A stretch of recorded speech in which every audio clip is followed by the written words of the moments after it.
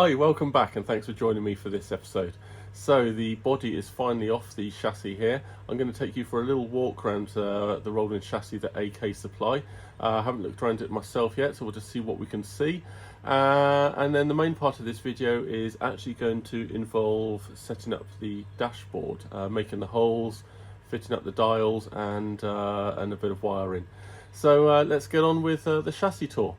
Alright, so here we go. I have literally not looked around it at all yet, so let's see what we've got to do and see what AK provide. So this is basically the rolling chassis. For me, all the fun parts have been done, and personally I would rather build up the chassis myself. It's all pretty simple. It's all large bolts, wishbones and calipers, etc. It's all pretty easy to fit up, and likely you're not going to save much time by having it done, because you'll probably have some waiting time elsewhere in your build, such as for us waiting for the engine to appear. So I could well have done all this myself. However, I suppose it might save in buying a few tools.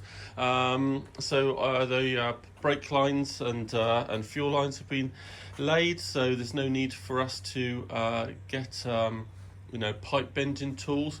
Or is there? Perhaps there is, because we're going to have to do some flaring and a bit of pipe linking from the terminals that AK have supplied here on the chassis up to the master cylinder and the clutch cylinder, etc. So you do still have to get some tools, but obviously the main, more difficult part of the fitting has been done. So what have we got to do? So the radiator's all fitted. I need to take that off because I'll be spraying it black with some Eastwood's radiator paint, nice thin paint, and that just gives you a better look inside the nose. I'm also going to attempt to fashion up a radiator sort of cover or something to stop stone chips. So I'm thinking that we'll be visiting B&Q and picking up some of this mesh here, spraying that black and fitting that over nicely just to protect it, because it's quite a large nose opening and I guess stones can fly in there. So let's have a look. So all four corners have been done. All looks pretty good. There's a few chips and things that need touching up. I can see that the wheel arch, when it first dropped on here, has chipped the paint, so we need to just tidy that up and hammerite that to stop any rust starting up. And there's a few little minor marks that need doing. I can see there's another little chip down there. So we're going to go through this. Another one here, and this is just in the first corner, right? So we're going to go through it, make sure it's all degreased, and then give it a little spray or two of smooth hammerite, and that'll be good to go. Now, while this is off, the body's off, it's maybe a good opportunity. I'm going to stick my fuse in here. So I normally put a fuse. It's got a little bracket, and I'm going to mount that about there. It's accessible when the body is on, but a lot easier off. So I'm going to put that on there, all ready for wiring up the fan. What else is happening? This is all pretty good. Quite a lot of dust and stuff that needs mopping out, so we'll do all that. This caliper looks a little bit mottled, so we might just have to touch that up again with a bit of silver hammerite. The other ones, I think, looking over, all look pretty good. So I'm not sure why that has become more mottled. Just maybe not cleaned and degreased thoroughly before it was sprayed. So we'll take a look at that. Now's our first look at the brake ram for the electric handbrake. So you can see it's been mounted on a bracket here, and that will just basically do what the handbrake does and move this lever and pull the brake cables there. So that's all fixed into place, and I can see just one connection there that obviously needs wiring up to the rest of the loom. So we'll bear that in mind. Good to see. All the brake lines are pretty neatly done around here. The odd little bit of rust starting to show, so we're going to just tidy all that up. And then I can see, so the fuel lines have been done. Now they fitted the fuel pump here, and they expect us to fit the fuel filter further up. Now that is against the instructions of the fuel pump. It does say to fit the filter, it's meant to go from fuel tank, fuel filter, then fuel pump. But I know that AK do it the other way around. Personally, I'd rather protect the fuel pump from any elements coming out of the fuel tank, because I know from the previous two, the fuel tank is not particularly clean inside either, from their welding, etc. So some bits are going to come through, and I'd rather they were collected by the fuel filter first. However, it's all fitted. I think we're just going to go with it. It's fairly cheap and inexpensive to replace, should it have an issue. So we'll be mounting the fuel filter a little bit further up somewhere. Anyway, also fine. I see a note here, no oil in diff. So we must make sure that we do that. So we'll do all the fluids once we get the engine in, and do the gearbox at the same time before the body goes on. Otherwise that's pretty inaccessible. But you know, it is all fairly neat and tidy. Hopefully they've done the camber angles, etc. You would certainly expect them to have done that after fitting each corner. And that's basically it. I've just noticed that they seem to have forgotten a Jubilee clip on this side. They fitted one to this side, but not here. So yeah, double check all connections. All right, so here we go on with the dash. Now the first thing I noticed with the dash on this model, they've put in, it looks like an extra pin here for fixing it to the scuttle, or at least they've moved the one that perhaps used to be there. Perhaps they found that there's too much pressure when this was doing up and drawing the dashboard into the scuttle, that there's too much pressure and it's cracking or something perhaps. So they've stuck another pin in just here, which can only be a good thing. So I need to make sure that there's also the hole to accept that on the body, but that's some weeks down the line. So that's all good. So the next thing I'm doing is seeing where I want the dials. Now I'm going to go with mainly the pattern that AK have suggested here. However, I think these two dials down here are a touch low, and they're just on the brake here on the bend. I mean, if I was to have the dial down here, you can see how much it sort of overhangs. And even though the dashboard's going to be leathered and sort of padded as well behind, and you'll be able to pull the dial in, I don't think I really like that lip there. So I'm just raising these holes just so that the dial will sort of sit more flush, if you like, on the flat of the dash here. So because I'm raising that up, I'm just raising these three up as well, and I didn't want the two bezels here too close, so I just moved these out slightly and then made sure that these two fall in the center of my my markings. So I think those 5 will all still work. That's all good. So the next thing I need to do is just measure what hole we've got to cut here. Now, these Smith dials are great with this kind of fixing. It's much easier than another kind of fixing they got where the metal bracket to kind of attaches on behind. These are fantastic. So it's dead easy. Now you need to make a hole that's slightly bigger to accept the leather, and they reckoned about 2 millimeters larger. It is quite fine though, because you can see that on these the bezel isn't that much bigger than the actual case, if you like. So you will find that when you've done these sort of 2 mil bigger, they'll almost be able to pull straight through. But of course, remember, once it's all leathered up, the hole will be a bit smaller, and it'll sit in there really nicely. So I'm going to measure that correctly. I've been hard at work with the compass here, making sure all my circles are correct. These are only rough markings from AK, so do measure your actual dials before going blindly and opening up a hole that's this big. Anyway, so that's all. I think that's all measured up pretty nicely and all level. I made sure it's all leveled, etc. There will be a little bit of play even once it's leathered. There's a tiny little bit of play. You can move the dial, you know, a couple of mil perhaps if you've made the hole fractionally too big, without exposing the hole. The leather is fairly forgiving. So if you find that one dial is just marginally high, you might be able to just pull it down very slightly and just push the rest up and then do them up tight from behind to make sure they're even. But you don't have much, it's a couple of mil, I should think. So I'm now going to get on and finalize my holes and start making them.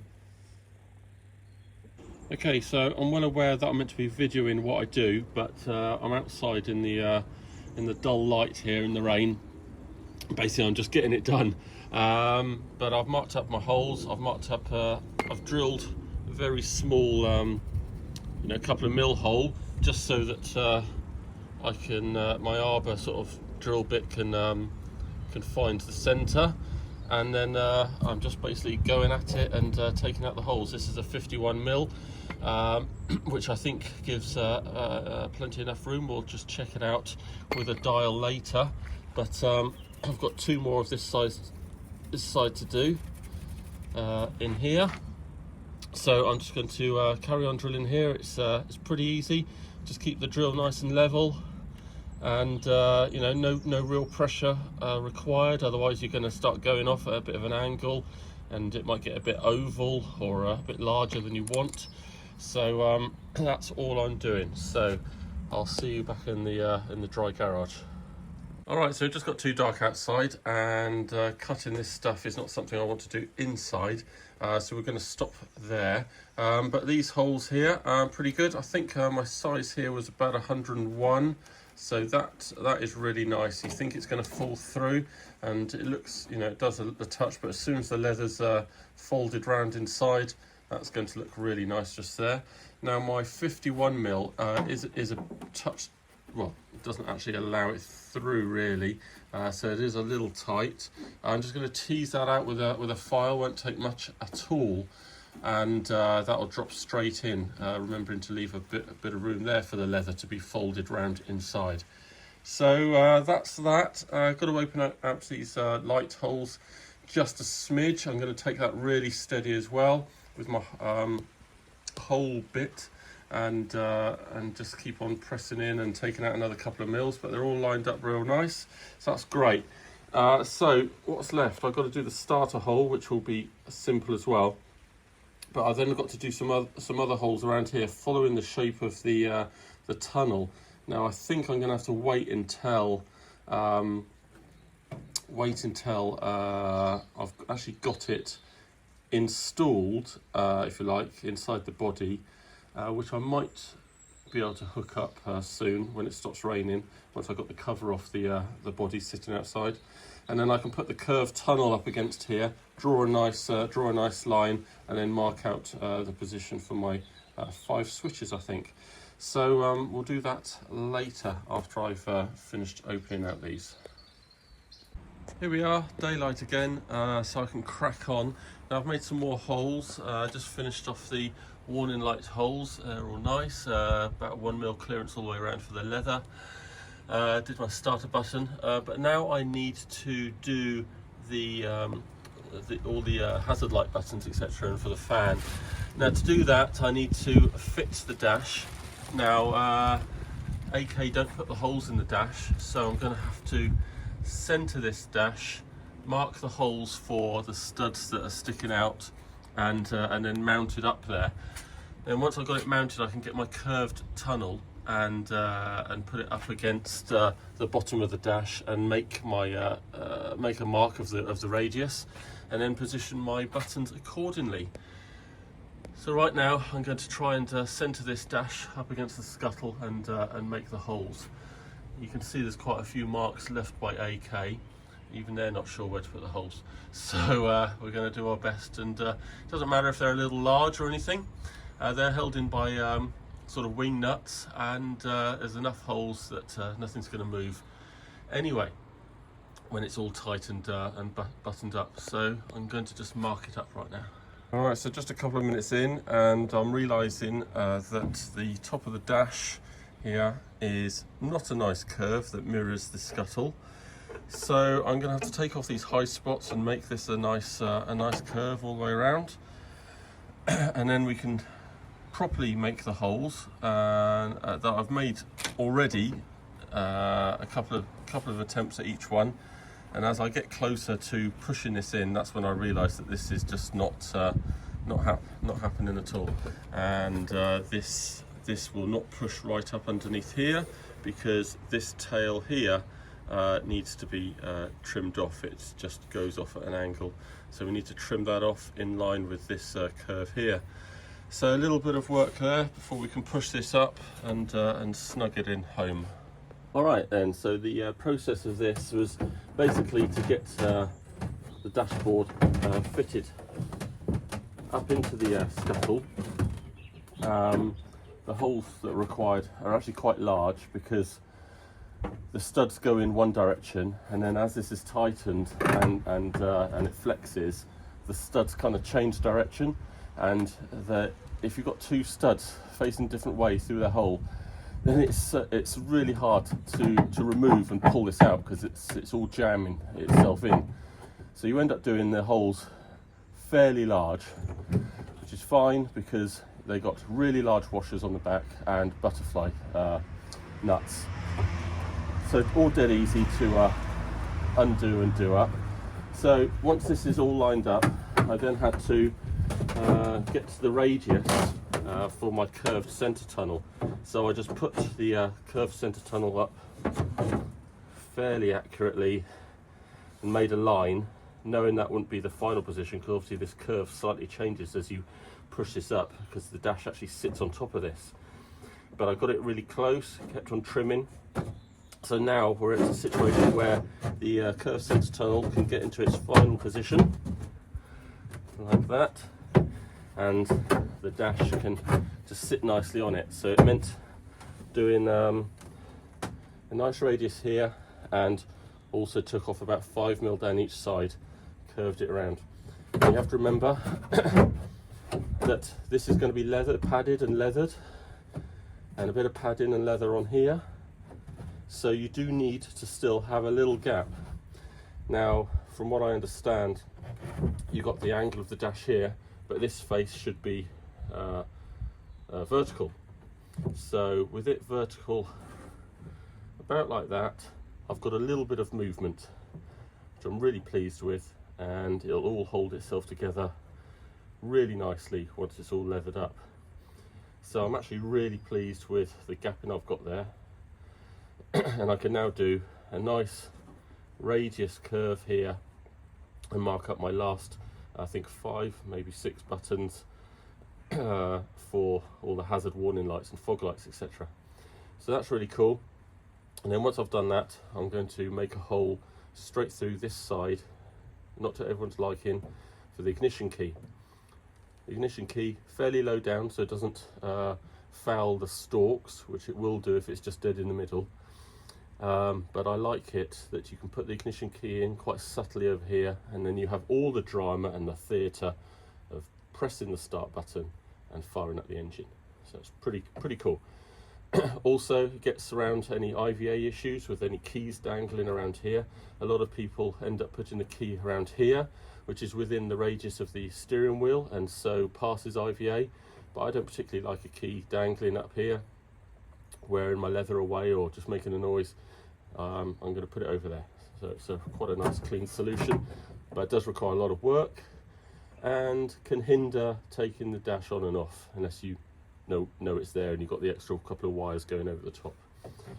So this is all looking pretty good. Quite pleased with how that's gone, and now we can crack on and mark up some more holes.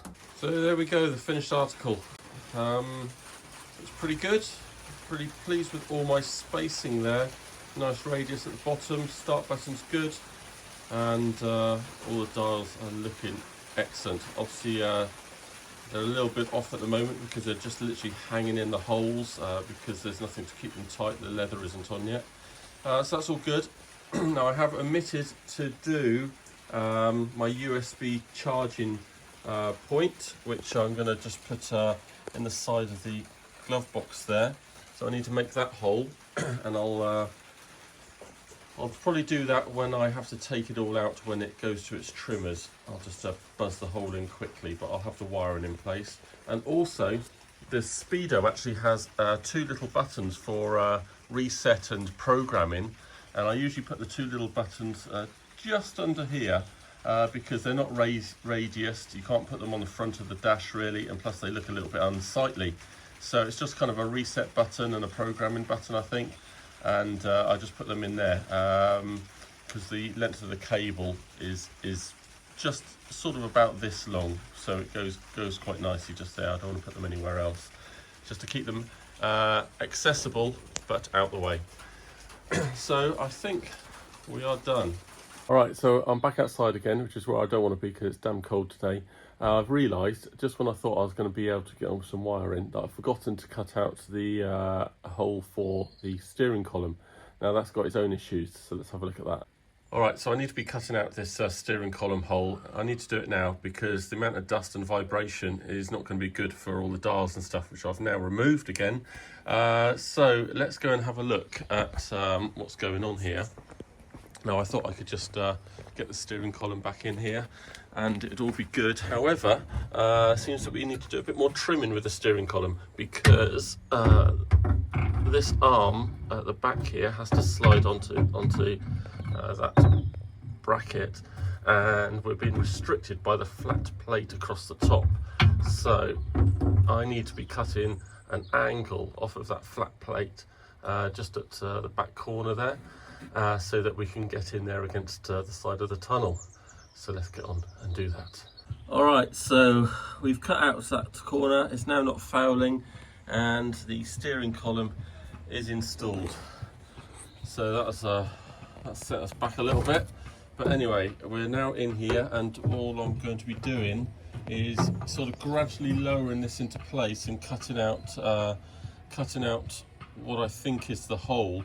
Now you can cut out quite a small hole just to be able to get the steering column into its proper position, but then you need to get the steering column plastics out to cut a much more neat hole that's not too gappy, if you like. So I'm just going to hack and make a small hole first of all, just round here, just so it can drop over into the correct position, and then we'll cut it out much more neatly. AK's marks are only guides. I've never had one that followed it exactly yet. So let's cut a bit of a hole. Okay, so a quick update. This is probably my 3rd pass at it. Managed to get the plastics in there now. This is just rubbing slightly, so literally I think I've got to do a nice 5mm curve all the way around. Notice I didn't cut it at this height because I knew that this plastics dropped down, so this bit is a lot lower. So I just need to straighten this up, give it a nice curve, and then we're in.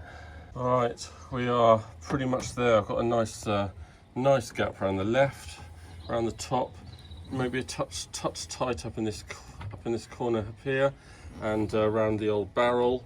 I'm just going to eke that out about 5mm to give enough room for some leather trim on the dash, and also a lot of drivers have the actual plastics covered as well, so give a little bit of room for that.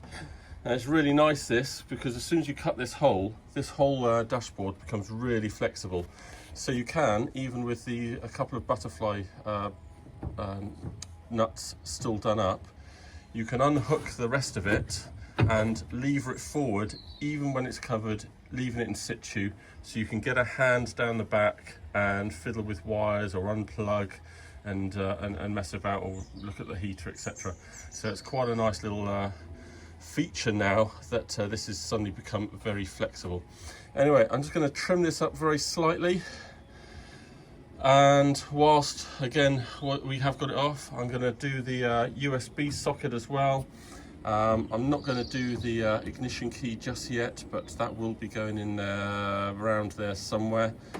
I'm just going to make sure that everything will miss with the windscreen wiper stalk, and make sure that that's the position I want it. So all looking really good. Okay, so we're nearly out of time for this video, and I just wanted to show you what I do just before the wiring.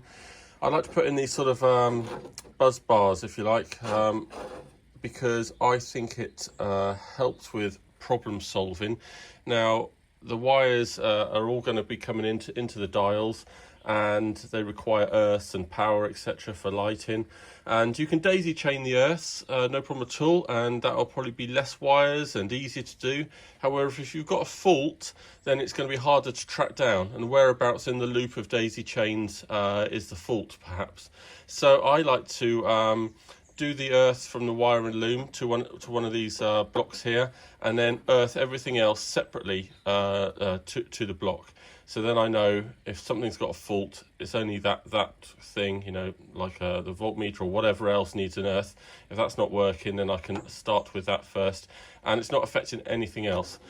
Likewise with the lighting, I have the main lighting wire coming into to the another bar here, and then all the other lighting goes off of these to each dial for the lighting.